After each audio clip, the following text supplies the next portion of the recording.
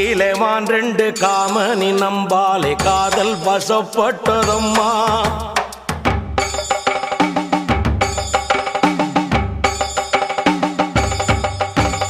காட்டிலே மான் ரெண்டு காமனி நம்பாலே காதல் வசப்பட்டதம்மா. காதலும் கைகூடும் காலமும் வந்தாச்சு கல்யாணம்